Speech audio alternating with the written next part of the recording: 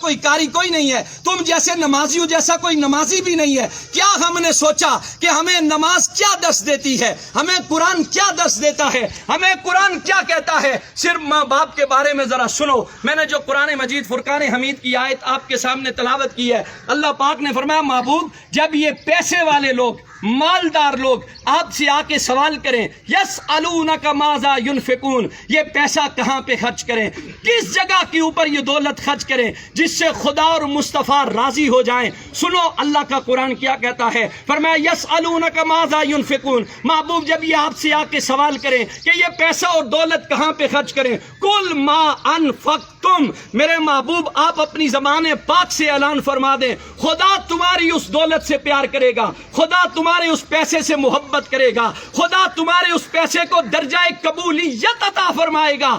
کس پیسے کو درجہ قبولیت عطا فرمائے گا؟ فرمایا ما انفقتم من خیر فللوالدین، جو پیسہ تم اپنے بوڑھے باپ اور بوڑھی ماں کے اوپر خرچ کرو گے، اور تمہیں گارنٹی مل رہی ہے کہ جس بندے نے اپنے ماں باپ کے اوپر پیسہ خرچ کیا، جس نے ان کی خدمت کی، جس نے ان کا احترام کیا، جس نے ان سے دعائیں لی ہیں، اس بندے کے ساتھ خدا بھی راضی ہے، خدا کے محبوب بھی راضی ہیں۔ یہ بات یاد رکھو، یہاں سے 7 لاکھ روپے خرچ کر کے بندہ حج پڑھنے جاتا ہے، نہ اس کے پاس مکے کے مفتیوں کا فتویٰ ہے، نہ پاکستان کے مفتیوں کا فتویٰ ہے کہ تو نے 7 لاکھ روپے خرچ کیے، تو نے کعبہ شریف کی زیارت بھی کی ہے، تو نے وہاں صفا اور مروہ کی سعی بھی کی ہے، تو مکے اور مدینے کی گلیوں میں گھوما بھی ہے، اس کے پاس سند نہیں ہے کہ تیرا حج قبول ہو گیا ہے، تیری عبادت قبول ہو گئی ہے، تیرا جھکنا قبول ہو گیا ہے۔ خدا کی رحمت کی امید تو ہے لیکن قبولیت کی گارنٹی کوئی نہیں دے سکتا۔ لیکن سنو، جنہوں نے ماں باپ کی خدمت کی ہے، ان کے ساتھ محبت کا رشتہ قائم رکھا ہے، میرے آقا کی حدیث پاک کہتی ہے، فرمایا صبح سویرے اٹھو، مسکراتے چہرے کے ساتھ اپنے باپ کے سامنے جا کے کھڑے ہو جاؤ، اپنی ماں کے سامنے جا کے کھڑے ہو جاؤ، ہنستے مسکراتے چہرے کے ساتھ۔ ان کی خدمت تو بات کا درجہ ہے، ان کو پیسے دینا تو بات کا درجہ ہے، صرف اپنے ماں باپ کی مسکراتے چہرے کے ساتھ ان کی زیارت کر لو۔ حضور علیہ الصلوۃ والسلام نے فرمایا گارنٹی ہے اسے کہ میرا رب اسے مقبول حج کا ثواب عطا فرمائے گا۔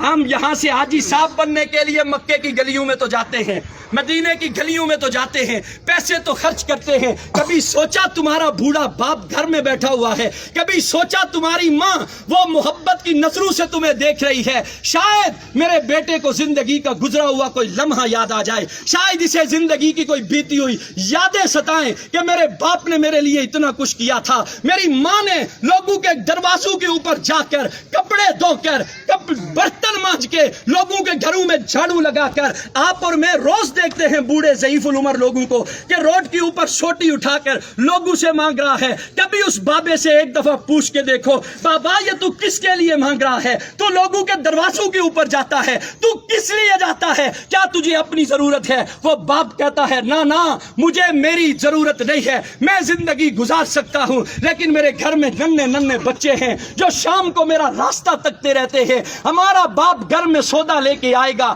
ہمارے لیے اناج لے کے آئے گا، وہ سارا دن دھوپ کے اندر رہ کر محنت کر کے تمہارے لیے لا کے وہ خرید کر کے لاتا ہے۔ کبھی تمہارے دل کے اندر حیا پیدا نہیں ہوئی؟ آج تمہارا باپ تمہارے سامنے کھڑا ہے اور ہماری یہ نوجوان نسل اپنے باپ سے کہتی ہے او جی تساں ڈن بھائی ہوئی جی انہاں دا دماغ یا کملا کرنا، سڑکیں چنی تے سڑے نوجوان اپنے پیو نے بارے جیا گلاں نے، پاپا تس ناراض نہ ہویا، سڑے ابے اور نے دماغ یا کملا کرنا، محلے والے گچھیا نے سڑے اما نے دماغ یا کملا کرنا۔ میں حیران ہوتا ہوں ایسی اولاد پر۔ یاد رکھ لو جو قرآن اور حدیث ہمیں پیغام دیتا ہے، خدا کی عزت کی قسم کھا کے کہتا ہوں خدا دولت سے پیار نہیں کرتا، جو دولت ماں باپ پہ خرچ نہ کرو، وہ تمہارے سجدے، تمہاری عبادات، تمہاری ریاضات، تمہارا قرآن کی تلاوت کرنا، اگر تمہارے بوڑھے ماں باپ تم سے ناراض ہیں تو یہ بات دل سے نکال دو، خدا تمہارے سجدوں کو قبول کرے گا، خدا تمہاری عبادت کو قبول کرے گا۔ ماں کا تو کیا کہنا میرے بھائی،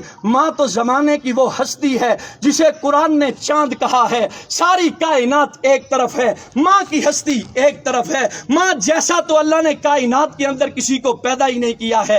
وہ ماں جس کے بارے میں ایک شاعر بول کے کہتا ہے, ایک مدت سے میری ماں نہیں سوئی تابش, میں نے فقط ایک بار کہا تھا کہ مجھے ڈر لگتا ہے. تابش کہتا ہے میں نے زندگی میں ایک مرتبہ کہا اماں مجھے ڈر لگتا ہے, اس کے بعد میری ماں نے سونا ہی چھوڑ دیا. ایک اور شاعر بول کے کہتا ہے, وہ کہتا ہے وہ اس ڈر سے دوپہر کے وقت بچوں کو سلا دیتی ہے, شاید کھلونے بیچنے والا پلٹ کے واپس نہ آ جائے. ایک اور شاعر بول کے کہتا ہے, وہ کہتا ہے جس گھر میں روٹیاں 4 ہوں بندے 5 ہوں, اس گھر سے ایک ہی ہستی کی صدا بلند ہوتی ہے, مجھے بھوک نہیں ہے, وہ کوئی اور نہیں ہوتا, رب کعبہ کی قسم وہ ماں ہوتی ہے. ایک اور شاعر بول کے کہتا ہے, وہ کہتا ہے اس زمانے والوں ماں کی عزت کرو, ماں کی قدر کرو. یہ وہ ہستی ہے جب دنیا سے جاتی ہے زمانہ پیسے والوں سے پیار کرتا ہے, زمانہ کوٹھیوں والوں سے پیار کرتا ہے, زمانہ بینک بیلنس اور کاروں والوں کے ساتھ پیار کرتا ہے. ماں اس ہستی کا نام ہے کہ جب جانے کا وقت آتا ہے سارے بچوں کو بلا کے کہتی ہے مجھے تمہارا دکھ نہیں ہے, مجھے